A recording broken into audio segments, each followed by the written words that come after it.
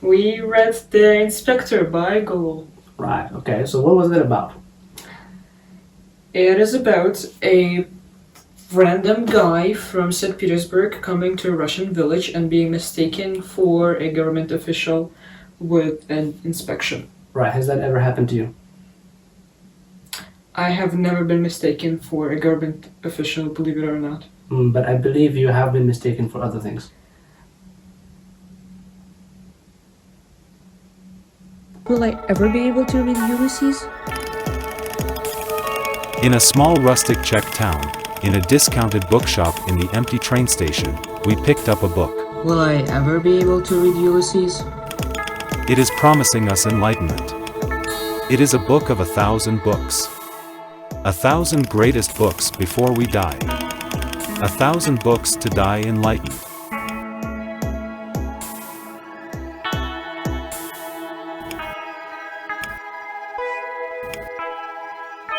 What have we read?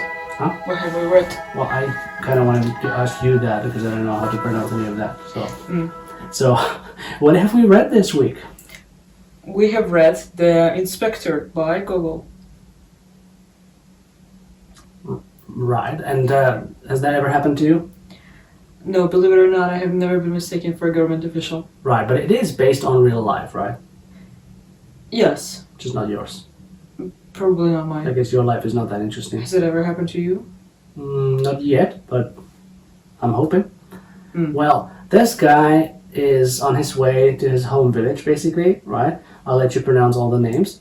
What was his name? Listakov. Right, unpronounceable gibberish. But anyways, this guy is on his way to his village, and he runs out of money, as you would, and Partying, drinking, right. being a menace to society. gambling particularly. Gambling. And he just gets stuck there at this inn, and he doesn't have a way of paying his debt. But luckily for him, the locals mistake him for this government official, which means they go out of their way to make his life pleasant, and they basically take care of all his accommodation needs and all of his debts and everything, and basically treat him real well. And what does he do? What does he do? He takes advantage of these people. Right.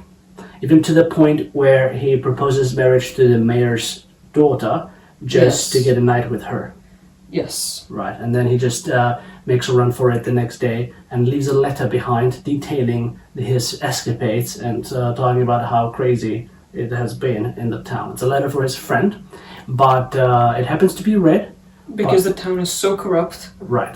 And so corrupt, the postmaster actually reads all the mail. Yes. And then tells everybody else. So they find out that they've been duped, or perhaps they duped themselves. And the real government official arrives. Nobody here is directly giving a bribe for getting something in return except for merchants. But that's... okay, that also happens. But I think what this play is about is how people like, morally collapse in the face of power, even so tiny and insignificant and pathetic. Right, so what lesson should you draw from that? Don't Just- face power? I think yeah, run away from Don't it. touch it?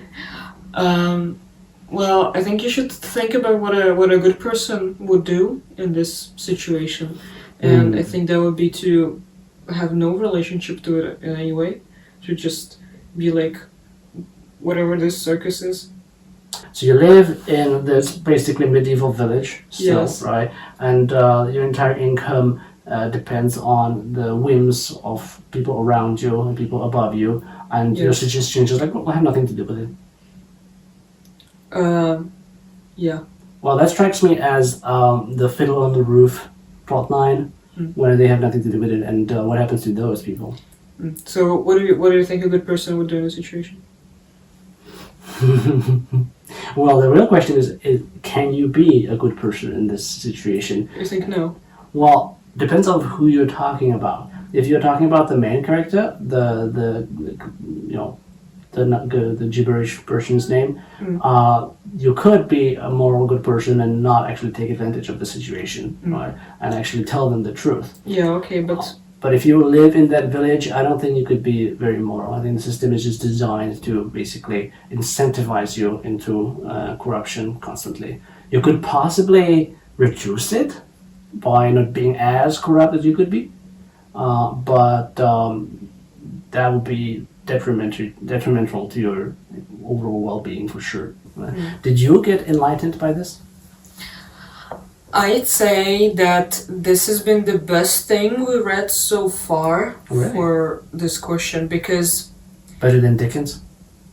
Come on. Yeah, well, subjectively it is better than Dickens, because I actually don't relate to any of the problems that Dickens has with society. I have never, had to pretend to be an aristocrat in that way. This is just not... Interesting, this is also about a pretense of aristocracy of sorts. Yes. A bureaucratic one. Well, I think there's this quality that this is like pure realism in a very non-judgmental, just like snapshot, slice of life kind of a thing. I think it adds something to just your experience of life having read this story.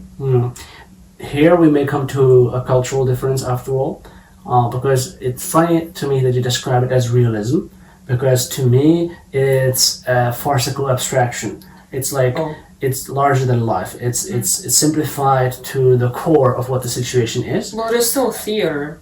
Well, it is, yeah, of course, it's still theater. I'm novel, aware of the. I guess if it was a novel, I'd be a little richer than that. Well, but then you'd get Dickens. I think that's literally what you would get. But no, you still see it as a realism. You still look at modern Russian system, modern Eastern system in general, and then think, oh yeah, this is what's going on, more or less, right? Well, when I say realism, I mean the literary genre.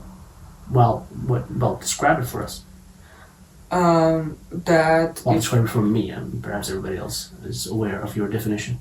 Well, it's a movement or a style or an approach that just aims to describe what is happening without any particular evaluation or moral feelings about it.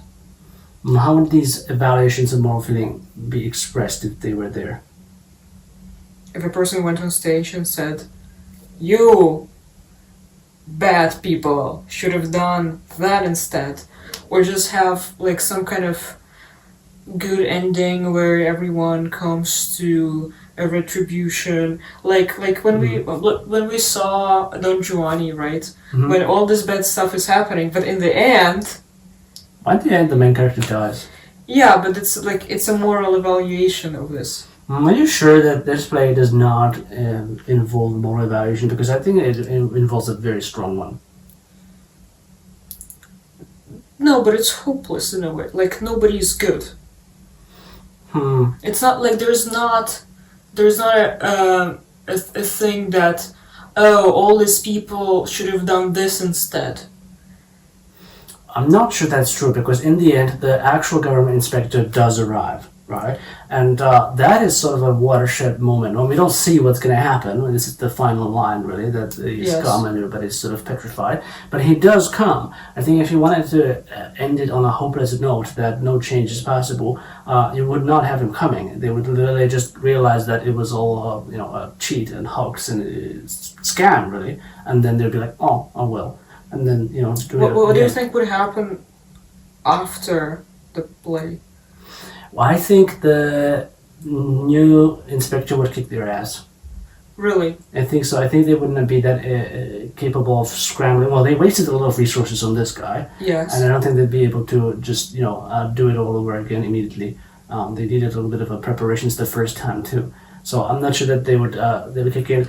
They would kick in so quickly. Well, this is what. Yes. This is my view too, but I think the whoopsie moment comes exactly from the fact that they didn't allocate their corruption properly. Not that we're terrible people. A good government will now punish us for. I don't think it's necessary for the characters themselves to realize it, as long as we as the audience do.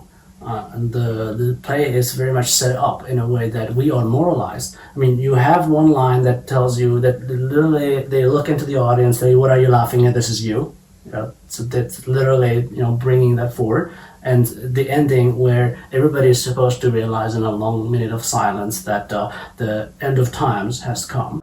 Is it actually anti-Tsarist in its sentiment? Because I don't get the feeling that it is. Absolutely not. Right. So this is a really interesting problem, because in Western theatre, I suppose, in Western stories, if you're attacking power, you're attacking all of power, particularly the ones at the very top, right?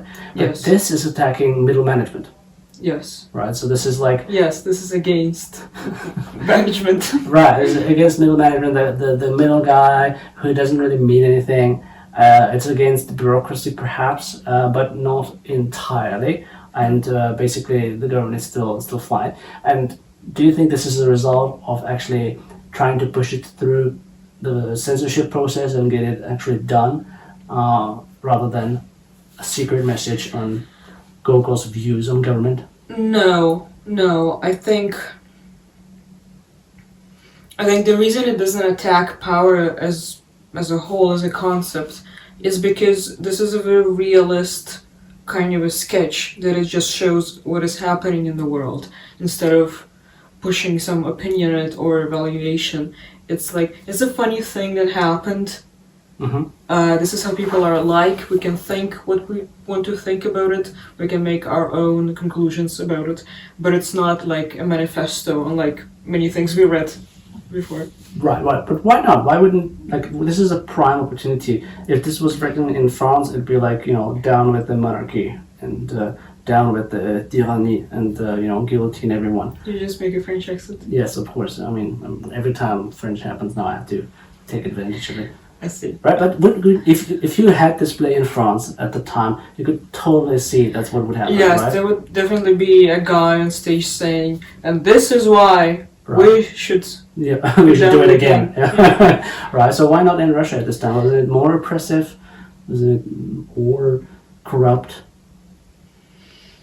I think it was just unthinkable in Russia at the time that it could be all of the system. Mm-hmm. I mean, it was not, 90 years until people actually accepted the thought that there could be no monarchy in Russia. But how is that possible? I mean, it's quite a while after the French Revolution. I mean, we've seen the people at the time saw that, a state without a monarchy can exist. Well, there's a very long-standing tradition in Russia to explain why Russia cannot be. I see. It's just too far removed. Well, stuff like, it's too big. Oh, I see. Is that it? Yes. I agree. Alright. I don't think we have to find a reconciliation